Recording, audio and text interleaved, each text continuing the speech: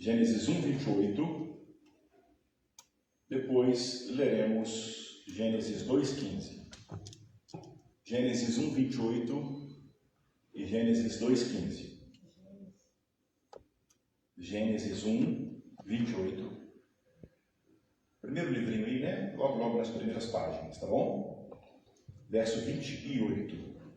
Diz assim a Escritura Sagrada.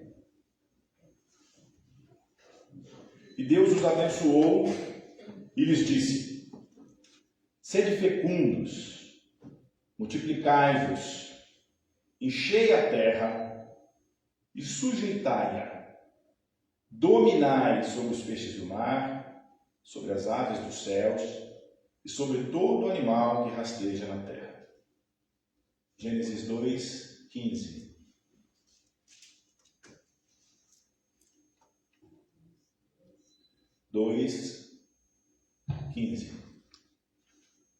Tomou, pois, o Senhor Deus ao homem e o colocou no jardim do Éden para o cultivar e o guardar. Tomou, pois, o Senhor ao homem e o colocou no jardim do Éden para o cultivar e o guardar. Oremos, meus irmãos e minhas irmãs. Eis aqui, Senhor, dois pequenos versos do texto sagrado, palavra revelada do Senhor. Pedimos ao Senhor, então, que o Senhor nos ilumine, que fale aos nossos corações. Abra, Senhor, os nossos olhos, a nossa cognição, a nossa compreensão, para que vejamos aquilo que, de fato, o Senhor quer nos ensinar através do sopro do Teu Espírito e das Santas Escrituras. Que elas sejam para nós palavra de vida e palavra de Deus na manhã de hoje, no nome de Jesus. Amém. Meus irmãos e irmãs, eu fiz um convite para vocês, tanto da escola dominical quanto do pequeno grupo virtual, também da Supre. Nós temos estudado a revista do reverendo Guilherme de Freitas, filho nosso, né? Filho de Eliane Sidney, autor dessa revista. A revista aborda a Confissão Diácra e hoje eu trago para vocês uma reflexão que é baseada na lição número 4 da revista. É para nós, nesse mês, um desafio muito grande mesmo. Mês de junho, algumas memórias são trazidas a nós. Nós iniciamos o mês no dia 5, falamos sobre isso inclusive, né? Celebramos muitas coisas no dia 5 e dentre as celebrações nós passamos um pouco sobre o Dia Mundial do Meio Ambiente. Quando se trata de meio ambiente, de cuidado para com a natureza, a minha sensação é que somos meio que tomados por uma indiferença. A minha sensação é como se eu ficasse entorpecido, sabe? Anestesiado. Sabe quando você toma... eu tenho alguns probleminhas de saúde em algumas coisas, né? Que tem a ver aí com o DNA, com a minha data de nascimento, né? E tem uma droga específica que eu utilizo à noite, que é a ciclobenzaprina, o Miozan. Vocês conhecem o Miozan? Então, Miozan também, às vezes eu tomo Miozan, né? Miozan é um relaxante muscular, para quem não conhece, né?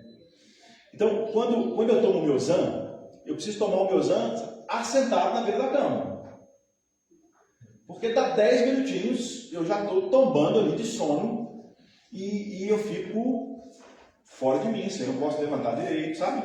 Senão eu posso cair, assim. E a sensação quando eu falo de meio ambiente, quando eu falo de ecologia, quando eu falo de espiritualidade ecológica, de responsabilidade para com a criação, é como se a gente tivesse tomado um Miozan, ficasse com sono, e a gente não quer falar direito sobre isso.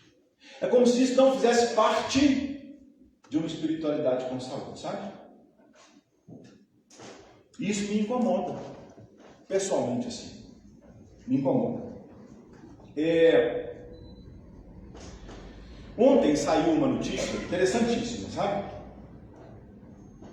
Que nos 5 primeiros meses do ano de 2020, essa notícia é do Sistema de Alerta de Desmatamento do Brasil, que monitora a floresta nossa amazônica aqui desde 2008.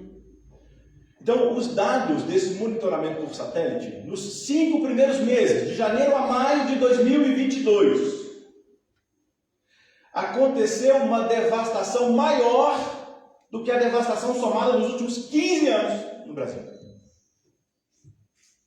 Notícia ontem, tá? Notícia nova, cheirando, tá quente aqui, né? A média é mais ou menos 2.000 campos de futebol por dia. A gente tem noção disso? 2.000 campos de futebol por dia. 3.360 km² em 151 dias.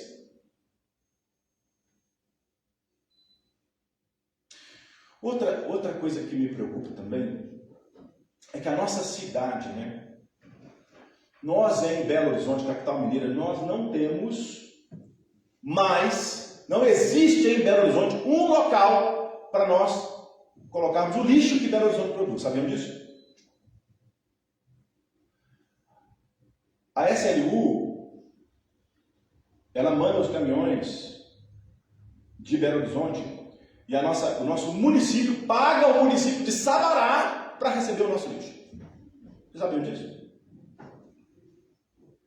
Nós produzimos em Belo Horizonte 2.800 toneladas de lixo por dia. São 400 caminhões dia, com 7 toneladas cada caminhão. Por dia. Por dia. Das 2.800 toneladas, 2.100 toneladas, 2.100 toneladas são de lixo domiciliar público. 700 toneladas de lixo de construção civil. Só para a gente entender o que a gente viu. Fora, assim, sem citar, né? Só lembrando do que a gente polui e envenena o nosso ar, do que a gente polui e envenena a nossa comida com agrotóxico, do que a gente polui e envenena as nossas águas, com o nosso esgoto, com agrotóxico também e tudo mais. A gente vive uma crise absurda, gente. E essa crise é dominada por esse anestésico, sabe? Muitas vezes é um anestésico da impotência, muitas vezes a gente acha que talvez uma ação nossa não tem lá tanta importância assim, outras vezes a gente pensa que isso não tem absolutamente nada a ver com a nossa fé. Que a nossa fé é para a gente vir para o culto, falar que Jesus salva, cura, liberta, né? E a gente tem aqui um prazer maravilhoso quando a gente canta um hino antigo, traz aí algumas referências históricas da nossa fé, né? Temos uma celebração cheia de historicidade, movimento litúrgico todo certinho dentro daquilo que a gente chama de culto reformado. E a gente vai embora e vai viver a vida como se a vida fosse aquilo que é fora da vida cotidiana. É como se a vida cotidiana não fosse influenciada por aquilo que a gente acredita. Vocês sabiam que hoje, no mundo, 2,2 bilhões de pessoas não têm água tratada? Vou repetir o dado. 2,2 bilhões de pessoas não têm acesso à água tratada. E quando a gente fala de saneamento básico, esse número quase que duplica, 4,2 bilhões de pessoas não têm acesso a saneamento básico. Você imagina a quantidade de doenças que essa falta de saneamento básico produz. E tudo isso produzido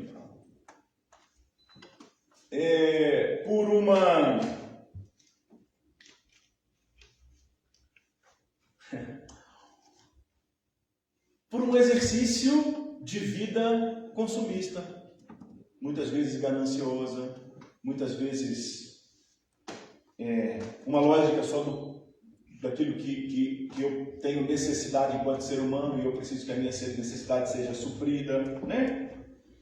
Eu trato recursos naturais como se eles nunca fossem acabar. O filme na escola dominical lembrou de um sítio que ele vendeu, né? E que a família viveu durante anos nesse sítio, que tinha uma matinha e a água dessa matinha supria a família durante muitos anos que ele viveu. E de repente ele vende, o cara tira a mata, a água acaba. É assim que funciona, né? Só que quando nós olhamos aqui esse texto, nós pegamos Gênesis 1:22, que tem dois verbos complicados, né? A questão do domínio. É muito complicado isso, né? Dominar. Olha só. Olha no verso 28, 1:28. Está lá. Sujeite a terra. Domine a terra. Domine o que foi criado. E aí a gente pega isso e domina mesmo. De forma consumista. Só que quando nós olhamos para esse texto, nós esquecemos que quando trata de cosmogonia, de relato da criação, nós temos no Gênesis dois relatos distintos e que nós não conseguimos ver. Um relato começa lá em Gênesis 1 e vai até o 2:4. Depois o outro começa em 2:4 até 3:24. É contando a mesma história de forma diferente, duas vezes. Na primeira vez que se conta a história, está o domínio aí. Só que na segunda vez que se conta a mesma história, os verbos são diferentes e a gente não vê que está no verso 15 do capítulo 2. Que aí no verso 15, no capítulo 2, os verbos é cuidar e guardar. Eu vou cultivar e vou guardar, cuidar. Eu preciso cultivar e guardar. E eu pergunto assim, será que o nosso dia a dia, enquanto cidadãos de Belo Horizonte, nós cultivamos e guardamos aquilo que Deus criou? Será que isso existe? Será que a minha fé, ela também alcança o cuidado para com aquilo que foi criado? Será que é verdade? Eu preciso pensar sobre isso, primeiro porque é objeto de estudo nosso em várias esferas da comunidade hoje. Segundo, que é assunto de pauta desse mês, inclusive, para a gente rememorar. E terceiro, que é exercício básico da nossa fé. Que é o resgate da ação, como a gente tem estudado na escola dominical, de mordomia. De cuidar daquilo que não é nosso, que foi confiado a nós para cuidar. Deus cria e coloca nas nossas mãos, enquanto humanidade, cuidar e guardar aquilo que Ele criou. Só que o grande problema é que nós colocamos os nossos interesses, enquanto seres humanos, acima de toda a criação. Eu estava trazendo também outros dados, eu já falei há pouco tempo sobre isso aqui no dia 5, eu disse esses dois dados, né? Que para nós termos 1 quilo de carne bovina em cima da nossa mesa, a gente polui 7.000 litros de água. Vocês sabiam disso? A gente usa na produção de 1 quilo de carne bovina. E tem um movimento aí que chama Segunda Sem Carne, não sei se vocês ouviram falar, né? Para quem não é ou vegano ou vegetariano e consome carne, né? Carnívoros como eu. Passar um dia sem carne por semana faz muita diferença, inclusive, em toda a indústria da pecuária. Né? Outra coisa interessante é quando a gente pega a indústria têxtil, eu também disse isso no dia 5, que para a gente produzir uma calça jeans, a gente polui, a gente utiliza 20.000 litros de água para uma calça jeans. Então, quando a gente fala sobre isso, a gente precisa pensar em comportamento. Comportamento de fé, comportamento de cuidado, comportamento de valorização daquilo que Deus criou. Né? A história que a gente tem é uma história de domínio, né, de subjugar. É uma história que, inclusive, a fé cristã apoiou se escravizar pessoas na história. Né? A fé cristã apoiou movimentos horrendos e desumanos. E quando a gente pega o cuidado para com aquilo que foi criado, é meio que esse estabelecimento também de poder e de domínio que a gente não está nem aí. Só que quando a gente pega e abraça os verbos da segunda narrativa do Gênesis, a postura precisa mudar. Eu preciso mudar. Eu preciso entender que prioritariamente a minha fé precisa afetar o meu comportamento. E o meu comportamento, ele deve ser afetado de forma geral. não é um afetamento só nas relações humanas, não é só da maneira com que eu trato o outro, é da maneira com que eu trato o todo. O todo. É a questão do zelo, é a questão do valor, do cuidado, né? O Guilherme coloca para a gente na revista 2 pontos que eu quero trazer hoje no sermão, que são importantíssimos, né? Que um é o constitucionalismo andino. São 2 documentos que são interessantíssimos, citamos hoje na escola dominical, eu preciso citar para todo mundo aqui hoje, que é a Constituição do Equador e da Bolívia, a Constituição de 2008 do Equador e 2009 na Bolívia, que eles tratam no documento principal da nação a consciência daquilo que eles chamam de Pachamama, de considerar a terra como mãe, como uma pessoa com direitos que precisam ser garantidos por quem habita nela. Olha que interessante, pertinho da gente, né? Uma cultura andina, aqui do nosso lado, olha a terra e trata a terra como uma pessoa que tem direitos que precisam ser garantidos por todas as pessoas que habitam nessa terra. E tem lá uma relação de ações que são importantes, que é para garantir a vida na terra. Outra citação importante também é da Gaia, na mitologia grega, que é também uma consciência de mãe terra, mas aqui é como se fosse um todo integrado, onde um equilíbrio se formasse para que a vida pudesse se renovar. Em outra mitologia. Na nossa herança judaico-cristã, tem um livro que não é considerado inspirado por nós reformados, mas é considerado deuterocanônico para nós, que é o livro do Eclesiástico, que cita que todos nós, depois dessa vida, tratando da efemeridade da vida, somos devolvidos à nossa mãe, que é a terra. É a mesma, a referência lá daquilo que veio do pó, retorna ao pó, das cinzas à cinza, né? Então, essa consciência do todo, desse equilíbrio, que a gente precisa lutar por ele. Hoje eu quero trazer só um chamamento para as nossas ações básicas do dia a dia. O que eu posso fazer diante dessa consciência que a minha fé vai gerar em mim um movimento de cuidado e de cultivo para com tudo que foi criado? São coisas simples, gente. Né? São coisas pequenas, que muita gente diz assim, tem uma narrativa rodando aí, dizendo assim, as pequenas coisas não fazem diferença, não. Não fazem não, será? De repente, já viu aquela ilustração do graveto, né? Quando você pega um gravetinho, ele não dá para nada, né? Você quebra o gravetinho, aí você coloca 100 gravetos, 1000 gravetos, ele não vai quebrar. E se eu sozinho fizer, realmente não vai fazer muita diferença, mas se eu juntar a minha força com a força de vocês, com a força das pessoas ao nosso lado, com a educação que a gente pode, inclusive, promover para com as pessoas ao nosso lado, na nossa família, com as nossas crianças, no nosso ambiente de formação, no nosso ambiente de trabalho, de repente a gente pode formar uma consciência, onde pequenas ações podem sim fazer diferenças brutais. Eu citei como exemplo na escola dominical um almoço que eu fui ontem no restaurante da Pampulha. O cara me serviu numa refeição, num almoço, uns 6 descartáveis diferentes. Ele me serviu feijão com colher de plástico, gente. Arroz com colherzinha de plástico. Um suco com um canudinho que eu não usei. Eu pedi uma colher para misturar o suco, ele me trouxe outra colher de plástico. Eu falei, essa eu não quero, eu quero uma de metal.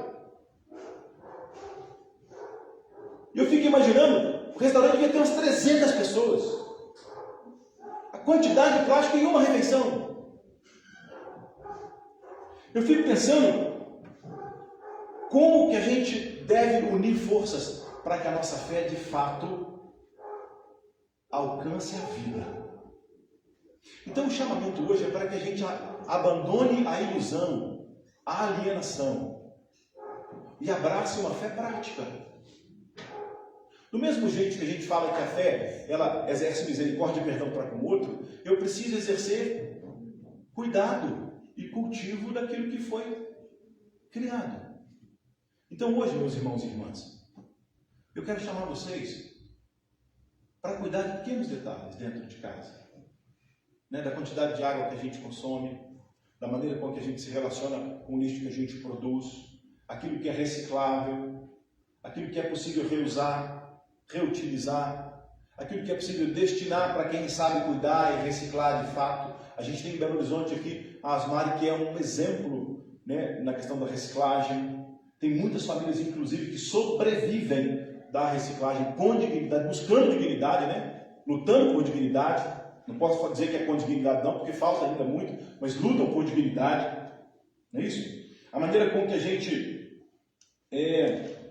de alguma forma, consome, o gasto que a gente consome, a preferência para embalagens de papel e não das de plástico, né? Às vezes, pequenas caminhadas, ao contrário de ir, por exemplo, à padaria de carro, né? Pequenas caminhadas, isso polui menos, isso cuida mais. O envolvimento com organizações que promovem o cuidado, que lutam por isso e que às vezes têm uma força muito maior do que nós sozinhos. Se a gente não pode envolver, a gente pode mobilizar, a gente pode convidar amigos para se envolverem, para fazer parte de movimentos maiores, para que de alguma maneira a gente consiga cuidar daquilo que está, porque eu penso não ser possível resgatar o que nós já perdemos. Mas é possível cuidar daquilo que está aí. Então, nesse mês de junho, o chamado também é para que a gente cuide da criação, para que a gente cultive a criação, para que a gente abuse, a gente abandone o abuso, né? A gente não abuse. Abandone ali aquela primeira coisa que a gente tem na primeira narrativa lá do Gênesis 1:28, que a gente tem que dominar, usar, né? E para que a gente reflita um pouco sobre o nosso comportamento. E que isso possa promover de fato mudanças. Separar lixo seco já é uma coisa maravilhosa daquilo que é orgânico, que vai de fato depreciar. Separa o lixo seco. Tem gente que vai passar na sua porta, não tem coleta seletiva, não tem problema não, tem um monte de gente que passar na sua porta e vai detectar lá um saco de lixo cheio de coisa que é reciclado e que vai ter um reuso. E são coisas pequenas que a gente pode promover, né? É esse o chamado que eu quero trazer para vocês hoje. Que a nossa fé alcance a prática do cuidado para com tudo que foi criado. E que a gente resgate essa consciência, né? E venha estudar um pouco mais com a gente sobre isso. Porque é importante para a nossa vida cuidar daquilo que Deus nos deu como vida. Que Deus nos ajude. Que Deus, de fato, constrange o coração da gente e nos ensine essas pequenas práticas, né? Eu coloquei há pouco tempo aqui no boletim e vai sair de quando em quando sempre umas dicas no boletim e de maneira especial também um convite para que a gente traga para nossas celebrações, né? Não garrafinhas plásticas, mas a sua garrafinha que você usa dentro da sua casa, dentro do seu trabalho, de água, para a gente evitar o uso de copos descartáveis. É possível, por que não? Bota dentro da sua bolsa lá uma garrafinha, vem cá, vai no bebedor, enche ali, está ótimo. Menos um copo em plástico aí sujando o mundo. Tá certo? Evita de usar canudinho, não usa canudinho. Tá certo? Toma o suco no copo. Por que usar canudinho? Canudinho está matando um monte de coisa aí, gente. A gente tem uma ilha de plástico hoje no planeta que está matando o planeta. É absurdo. E a gente precisa se conscientizar. Então eu quero te convidar para que a minha pequena ação, para que a sua pequena ação possa ser ações de mordomia para aquilo que Deus cuidou e criou e nos deu, para que a gente possa ter vida e as nossas gerações tenham vida. Que Deus nos ajude, no nome de Jesus Cristo. Abaixe a sua cabeça comigo e ore comigo. Pai, eu quero pedir ao Senhor nesse domingo que nos ajude mesmo nesse processo, porque muitas vezes nós somos tomados por essa impotência e que a gente acaba agindo com indiferença. E isso tem sido um pecado horrendo que nós confessamos hoje. Nós consumimos de maneira desordenada, nós poluímos de maneira desordenada. A gente só olha o interesse que a gente tem enquanto ser humano e a gente não tem cuidado de forma devida daquilo que o Senhor criou. Perdoe-nos, Senhor, e nos ajude. Faça de nós realmente corpo de Cristo que cuida, corpo de Cristo que zela, corpo de Cristo que cultiva, corpo de Cristo que promova a vida. Ajuda a gente, Senhor. Faça de nós instrumentos de vida e de paz, no nome de Jesus Cristo. Amém. Fiquemos bem, meus irmãos e irmãs.